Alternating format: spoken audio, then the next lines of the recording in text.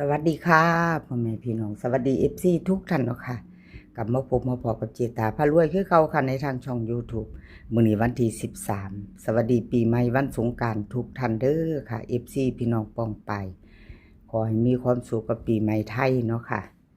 ให้มีความสุขสุขภาพแข็งแรงกันทุกคนเจตาวางแนวทางของลาวพัฒนาค่ะมื้อนี้วันที่13เนาะจะมีอยู่7เซียนดังเด้อค่ะมีเจตาเซียนอุบลเลขลับนำโสมออเพชรล็อกหนองบัวช่อชัยชาญล็อกเทียนด่าผ้ารวย จะมีอยู่7เซียนดังค่ะ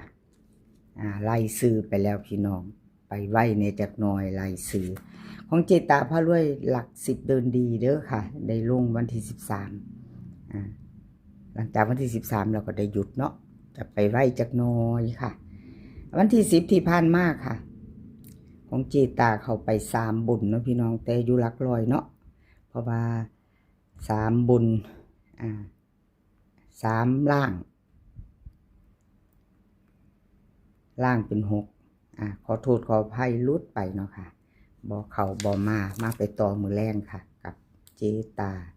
หลัก10เดินดีเด่นหลัก10ค่ะมาแล้วค่ะเด่นหลัก10 FC ที่รอคอยของเจตามาแล้วค่ะเด่นหลัก10เจตาให้2กับ7บนเป็นบนเอามาต่อค่ะของเจตาเด่นหลัก10เจตาบน7ค่ะล่าง2เลขประกบ8บนล่าง9ค่ะจับคู่ให้เจตาจับคู่78ล่าง29ค่ะหลัก10เดินดีเด่นหลัก10มือแรงเนาะค่ะพี่น้องจับใส่กันเบิ่งซอยกันไผมักของผู้ใดอันใดแบบใดเอามักตัวใดเนาะพี่น้องแล้วกันในคลิปนี้ก็7เสี้ยนดังเนาะค่ะมักของผู้ใดอยู่ในใจก็เตรียมแคปหน้าจอไว้แล้วก็ไปรับชมรับฟังไปน้ำกันเนาะบนเป็นบุญล่างเป็นล่างเด้อค่ะเจตาให้ไปต่อค่ะไปต่อเซียนอุบลค่ะกราบขอโทษขออภัยเซียนอุบลวันที่10ที่ผ่านมาเนาะค่ะของเพิ่นหลุดไป3ตัวลาวพัฒนาออก389ค่ะ3ตัวบน03ล่างของเพิ่นวิ่งหลุด2ตัวไม่มาไม่เดินเนาะค่ะเจตาให้เบิ่งประวัติหลุดไป2งวดเนาะค่ะหลุดแล้วหลุดเลยค่ะเซียนอุบลกับขอบบุญขอบคุณเซียนอุบลหลายๆเด้อค่ะเซียนใหม่เข้ามาแล้ว3งวดแล้วค่ะ3งวดเนาะเพิ่นให้เจตามา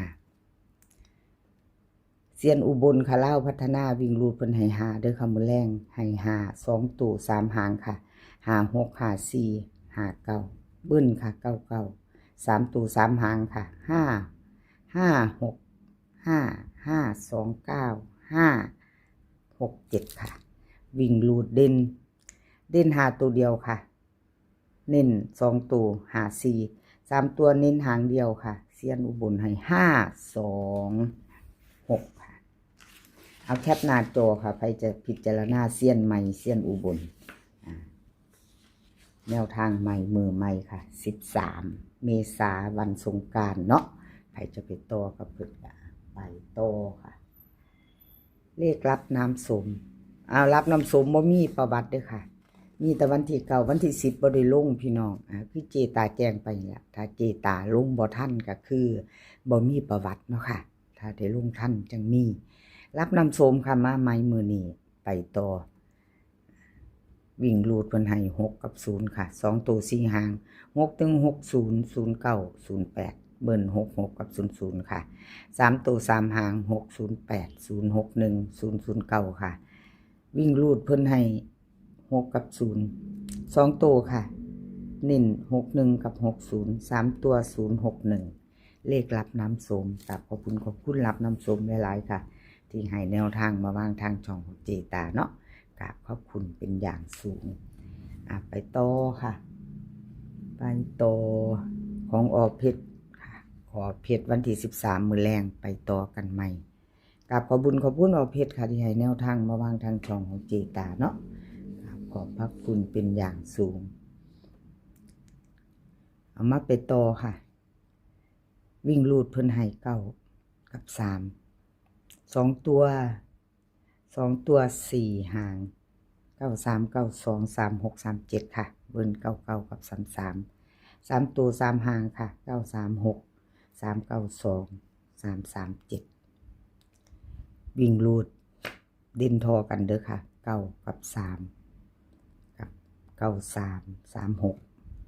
3 ตัว1 หาง936ค่ะเอาแคปหน้าตัวค่ะไปจะไปต่อกับอเพชรแคปไว้ลุ้นกันแรงเลขทุกตัวเอามาวางเพื่อเป็นแนวทางค่ะโปรดใช้วิจารณญาณในการรับชมเป็นอย่างสูงเนาะค่ะรับชมรับฟังเป็นเพียงแนวทางมาไปต่อกับเลขล็อกน้องบัวค่ะล็อกน้องบัววันที่10กับบริลุงด้วยพี่น้องบ่มีประวัติให้เบิ่งไม่ได้ลงเนาะค่ะมาลงวันที่13สงกรานต์ค่ะวันนี้ก็จะปิดอีก3 มื้อเนาะพี่น้องลงวันที่13มื้อแรกลุ้นกันต่อวิ่งรูดค่ะเพิ่นให้มาล็อกน้องบัว3กับ6 2ตัวค่ะ4 หาง37 36 61 60เบิ้ลค่ะ33กับ66 3ตัวค่ะ3 หาง361 363 360เน้นค่ะวิ่งรูดเด่น3ล่อง6เน้น36กับ60ค่ะ3ตัวเน้นหางเดียว363เอาแคปหน้าจอค่ะไปจะไปต่อกับเลขล็อกน้องบัวกับขอบคุณเลขล็อกน้องบัวหลายๆค่ะที่ให้แนวทางมาวางทางช่องเนาะกับขอบพระคุณเป็นอย่างสูงเอามาไปต่อกับช่อชัยชาญค่ะวันที่10ก็บ่ได้ลงคือกันเนาะพี่น้องบ่ได้ลงบ่ได้มาเนาะลงบ่ทันพี่น้องช่อชัยชาญวิ่งค่ะ0กับ1 2ตัว4 หางค่ะ01 02 16 17เบิ้ล00กับ11ค่ะ3ตัว2 หาง016 101วิ่งรูดเพิ่นเด่น0กับ1ทอกันเด้อค่ะเน้น01กับ16 3ตัวค่ะ101แคปหน้าจอค่ะใครจะไปต่อกับชอชัยชาญขอบคุณหลายๆค่ะที่ให้แนวทางมาวางทางช่องของเจตาเลขล็อกเทียนทะเลล็อกเทียนทะเลค่ะพี่น้องวันที่13มื้อแรงนี่ใครจะไปต่อกับเพิ่นล็อกเทียนทะเลแคปหน้าจอไว้เด้อค่ะอะไรก็เกิดขึ้นได้เนาะปีใหม่ไทยแล้วพี่น้องวันที่13มื้อแรง20:30ลุ้นกันต่อวิ่งรูดค่ะเพิ่นให้มา3กับ1 2ตัว4 หางค่ะ3130 3130 1617เบิ้ลค่ะ3311 3ตัวค่ะ316 303 331วิ่งรูดเพิ่นกะดินทอกันค่ะ3กับ1เน้นค่ะ31กับ30 3ตัวเน้น1 หาง331แคปหน้าจอค่ะใครจะไปต่อกับเทียนทะเลกับขอบคุณเทียนทะเลหลายๆค่ะที่ให้แนวทางมาวางทางช่องของเจตาเนาะครับขอบพระคุณเป็นอย่างสูงค่ะเลขทุกตัวก็เป็นเพียงแนวทางเนาะค่ะพี่น้องพิจารณาเอาชอบของผู้ใดก็จัดของผู้นั้นระวัง7เสี้ยนดัง7หรือ8เนาะบัดนี้เจตาอย่าไล่ผิดเด้ออ่านซื้อผิดเด้อ